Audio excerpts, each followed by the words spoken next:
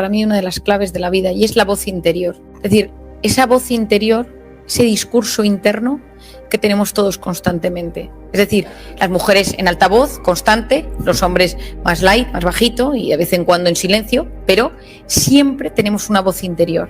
Si nos damos cuenta, juzgamos o analizamos esto y tal, pero incluso de esto que está pasando, cualquiera de nosotros puede ir pensando. O sea, y vamos analizando y hablando, muchas veces en neutro, es decir, descriptivo sobre lo que pasa, simplemente porque es como una radio de comentar. Lo malo es cuando esa voz se nos pone a mirar y de repente se enfoca a nosotros mismos y empieza: has engordado, tu jefe no te hace caso, tu pareja está distante, no acabas de salir adelante, estás anclado en la vida y no avanzas, vaya errores has cometido, ¿a quién se le ocurre? Es que cómo confiaste en esta persona, en este tema, qué torpe eres, es que realmente, y terrible. O sea, eso es de lo más dañino que existe en el cerebro, la cháchara mental, o sea, es de lo más terrible. Y cuando publiqué cómo hacer que te pasen cosas buenas, yo decía, la actitud es la voz interior. Es decir, la actitud que uno tiene en la vida es, pues voy a una entrevista de trabajo y la voz interior dice, pues quizá te cojan, o no te van a coger, ¿para qué te lo prepares? O qué miedo.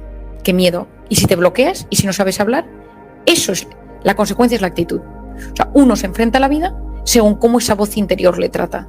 Si uno va a un sitio y de repente la voz interior le dice, no vas a conocer a nadie, si es que, qué vergüenza, haberte quedado en casa, ¿qué se le ocurre? Me parece ridículo yendo a este sitio. Automáticamente todo tu organismo se pone en modo alerta y ya sabemos que el modo alerta es el cortisol y es telómeros, microbiota, inflamación, o sea, ya nos lo conocemos todo. Entonces, hay una zona del cerebro de la que he hablado poco, que es la corteza prefrontal, que a mí me chifla, he leído muchísimo y estudio mucho al respecto, que es la zona de la atención, de la concentración, de la resolución de problemas, del control de impulsos, en dominio de la información, capaces de, es la que cuando vas andando por un restaurante o estás en un restaurante sentado y no te traen la comida y el de al lado tiene un plato que no ha empezado a comer y empiezas a pensar, ¿y si me la cojo? ¿Y si no se me la cojo? Y no se la coges porque claramente no es solo un tema de educación, es un tema de control de impulsos, de que tu cerebro te permite pensar y decir, esto no. Esa voz interior, cuando publiqué mi libro, yo la citaba en varios momentos y me sorprendió la cantidad de correos electrónicos que recibí preguntándome por ella. Y entonces, pues lo que te decía al principio, dije, pues a investigar la voz interior. ¿De dónde viene esta voz interior? ¿Qué hace que yo de repente me diga, pues si tú no te lo mereces? Si eres mal padre, si eres mala madre, si no sabes cuidar, es que te dejan los hombres porque eres muy dramática. Es decir, ¿de dónde viene esa voz, la negativa, que nos machaca? Y entonces, después de escuchar tropecientas, pues imaginaos todas las historias que escuchas en los últimos años, se me ocurrió una teoría que creo que es bastante plausible dentro de que es una teoría. Esto no es científico, esto es mío, pero que lo he llamado la grabadora en la infancia. Y mi teoría es que cuando tú naces es como si te metieran un microchip en el cerebro, en blanco, como una cassette. Una cassette que mis hijos dirían que es una cassette, ¿no? Pero bueno, un esto, ¿no? En blanco. Y le dieran al record, a grabar. Clink, y empezar a grabar, y a grabar, y a grabar. ¿Y qué graba? ¿Cómo me tratan mis padres? ¿Cómo se tratan entre ellos? ¿Cómo habla la gente de mi entorno más cercano de mí? Traía una paciente que me decía, es que mi madre siempre me decía, solo las delgadas consiguen algo en la vida, ¿no? Entonces toda su vida luchando por las dietas y toda su vida, y está delgada, pero se ve gorda porque considera que su madre no se la sigue viendo gorda. Entonces está completamente anclada en esa frase. Es decir, si alguno se pone a pensar en su vida, en esa frase a veces negativa que nos decimos, ¿no? De, no te lo mereces, tal. Nos encontramos de repente con un profesor, nos encontramos de repente con un padre, con un hermano mayor. De repente nos viene una frase de, no eres lo suficientemente buena. Y eso es terrible, porque influye, determina la actitud que yo pongo en los retos en la vida. La actitud activa y desactiva el estado de ánimo. Todos nosotros tenemos una voz interior que va comentando nuestra vida. Esa de la calle, mira, acabo de dar a luz y mira qué buena está. Y yo estuve un año hasta que me pude poner mi pantalón y no sé qué. En mujeres es non-stop, a todas horas y todo lo asocias. En hombres tienen la suerte de que hay horas del día que se desconecta esa voz interior.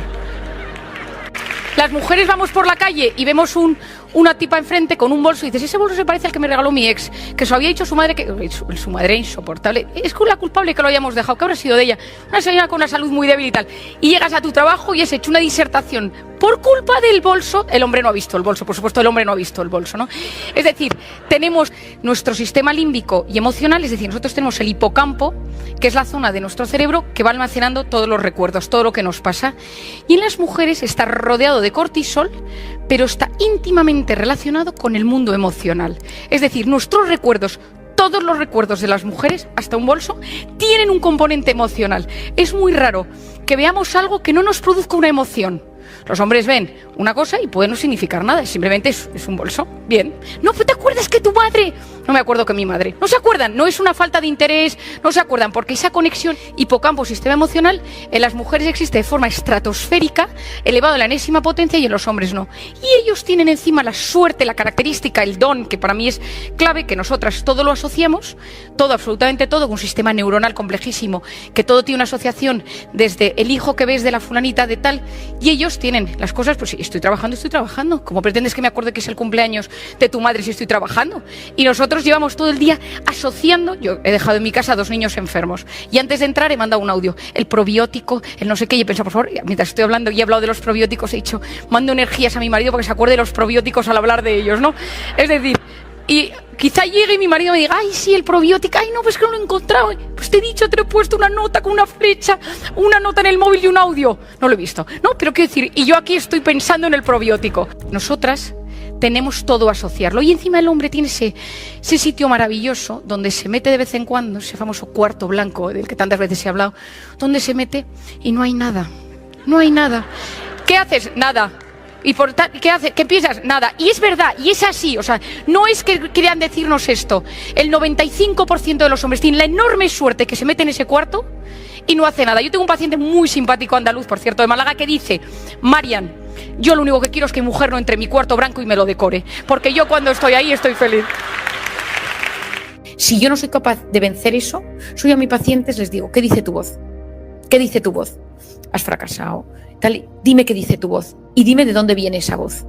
Y de repente descubres que te vas a la infancia, te vas a la juventud o a veces a una relación humana, puede ser un jefe. Y una persona muy normal, tuve una infancia muy buena, pero de repente tuve un jefe que era siempre le decía, eres tan torpe que si no te iba a contratar yo no te contrata nadie. Wow. Y este tipo tuvo una enfermedad, no sé qué, dejó la empresa y entonces cuando empezó a hacer entrevistas paralizaba el miedo. Es que yo soy un torpe. ¿Pero de dónde viene que tú eres un torpe?